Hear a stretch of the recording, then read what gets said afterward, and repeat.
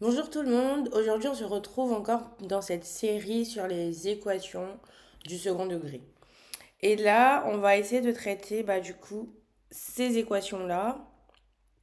Ces équations-là, et vu que c'est pas commun, on va commencer par les deux premières équations déjà pour une mise en situation et pour que vous soyez pas trop perdus. Alors, vous allez me dire, mais on parle d'équations au second degré, pourquoi tu nous ramènes des équations du quatrième degré? Mais en fait, ces équations du quatrième degré, on va les ramener à des équations du second degré. Et en fait, dans les examens, dans les interrogations, les professeurs sont susceptibles vraiment de vraiment vous mettre ce type d'équation. Vous êtes en mode, mais c'est pas des équations de second degré, ça. Et en fait, il y a des méthodes, et donc notamment la méthode du changement de variable qu'on va appliquer. Sans plus tarder, on commence avec la première équation qui est x exposant 4 moins 7x au carré plus 12 égale à 0. Ce que nous on connaît, c'est la forme ax au carré plus bx plus c qui est égal à 0, voilà. Avec a qui est différent de 0, b et c qui appartiennent à r. Et en fait, ce qui va se passer pour ici, pour notre cas, pour cette équation-là, on va essayer par un changement de variable de se ramener à cette forme-là. Comme ce que j'explique depuis le début, c'est vraiment très important quand on a une équation, peu importe sa taille ou son expression, essayer toujours de se ramener à ce qu'on connaît. Ça, c'est vraiment une solution ou une petite astuce en mathématiques pour pouvoir gagner du temps. Se ramener toujours à ce qu'on connaît pour pouvoir appliquer ce qu'on connaît. Parce qu'effectivement, ce qu'on ne connaît pas, on ne peut pas appliquer. C'est logique. Donc là, on va essayer de le faire par la méthode du changement de variable pour pouvoir appliquer le discriminant. Et petit disclaimer, non, toutes les équations ne pourront pas toujours se... On ne pourra pas toujours manipuler les équations de telle sorte qu'on se ramène à ce qu'on connaisse. Et ça, il va falloir avoir d'autres outils. Mais vu qu'on est dans le cadre des équations du second degré, ici, on peut le faire. Notamment parce qu'on a x exposant 4 et après on a x au carré. Donc, en fait, ce qu'on va faire ici, on va posons donc grand X égale à X au carré. Quand on pose grand X égale à X au carré, ça devient plus simple. Pourquoi? Parce qu'en fait, cette équation-là, elle peut aussi se réécrire comme ça. C'est comme si on avait X au carré exposant 2 moins 7x au carré plus 12 égale à 0.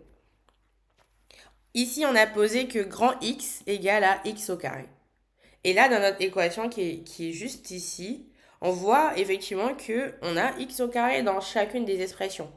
Donc, ce qu'on va faire, on va juste remplacer. Ici, on a grand X égale x au carré. Et ici, on a un x au carré. On pose donc x au carré moins 7x plus 12 qui est égal à 0.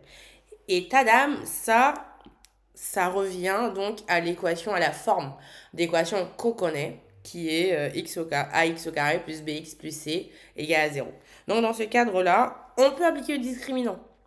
On applique le discriminant parce qu'ici on le connaît. Donc ici, le discriminant, il est égal à moins 7 au carré plus... Non, plutôt moins, excusez-moi. Moins 7 moins 4 fois 1 fois 12. Moins 7 au carré, on en a 49. Moins 4 fois 12, 48. Et donc, on a 49 moins 48, c'est 1. Ici, le discriminant, il est positif. Donc, on va avoir effectivement deux solutions. Donc, la première solution, x1. Ici, notre b, c'est moins 7. Donc, on a 7 moins la racine du discriminant. La racine de 1, c'est 1. Ça fait moins 1 sur 2. Et x2 ici, ça sera 7 plus 1 sur 2. Donc là, on a 6 sur 2.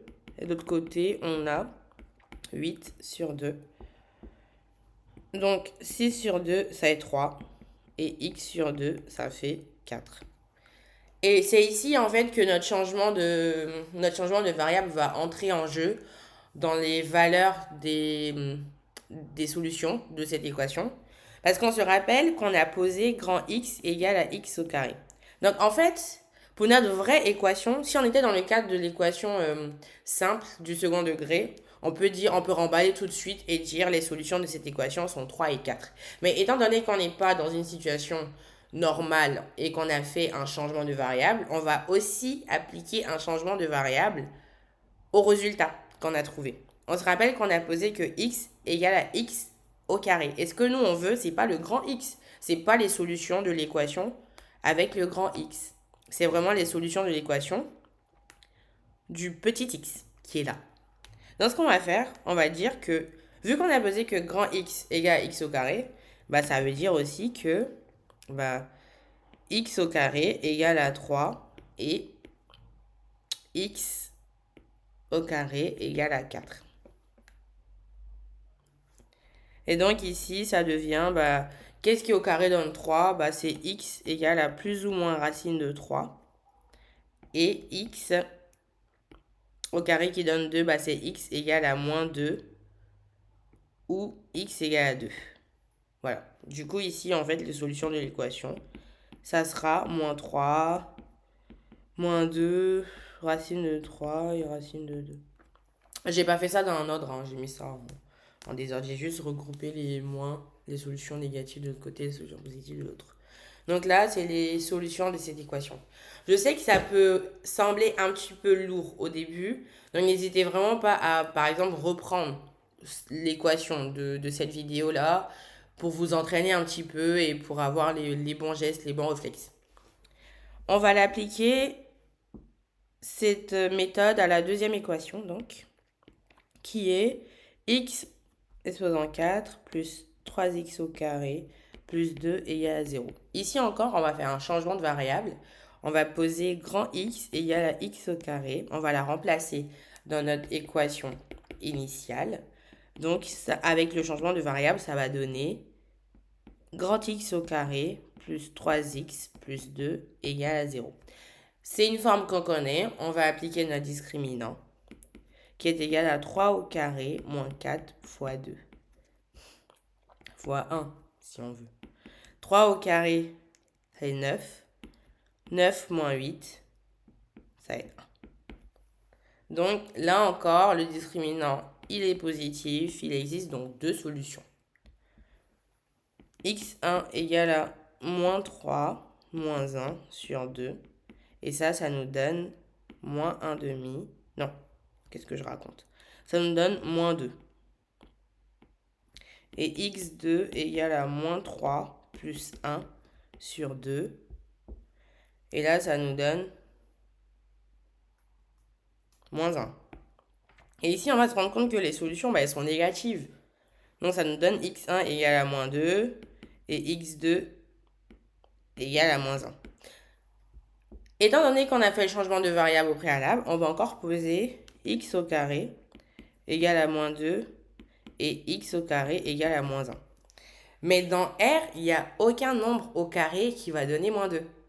On n'est pas dans C, on est dans R. Dans R, il n'y a aucun nombre au carré qui va donner moins 2.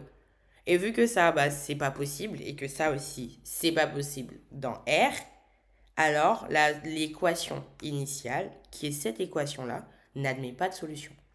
Ici, on a pu poser et on a pu trouver des solutions parce que on avait des nombres qui étaient positifs. Dans R, x au carré égale à 3, il y a des valeurs pour lesquelles, quand on les élève au carré, ça donne 3. Mais il n'y a aucune valeur dans R qu'on va élever au carré qui va donner un truc négatif. Dans R, ça n'existe pas. Donc c'est la raison pour laquelle ici, x au carré égale à moins 2 et x au carré égale à moins 1, ça ne fait pas de sens dans R, dans l'ensemble des réels. Donc ici, malheureusement, notre équation n'admet pas de solution dans R. Voilà. Donc ici, x au cube, non, au exposant 4, 3 au carré plus 2 égale à 0, n'admet aucune solution dans R.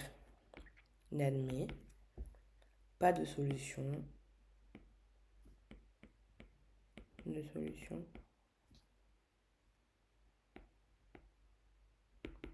Dans R. Donc voilà un petit peu pour les deux premières équations. Je fais pas immédiatement les deux dernières pour vous donner le temps de reprendre l'exercice qu'on vient de traiter ensemble aujourd'hui pour que vous ayez un petit peu la main sur ce type d'exercice-là. Et je pense dans une prochaine vidéo sûrement, je terminerai cette série de résolution d'exercices, enfin de résolution d'équations. Cette série d'exercices, je la terminerai sur ces deux équations-là. Et on pourra passer à autre chose, à un autre thème. Donc vraiment, n'hésitez pas pour essayer de vous prendre en main et de voir un petit peu vos lacunes. N'hésitez vraiment pas à me poser des questions et je pourrai apporter plus d'éclaircissements.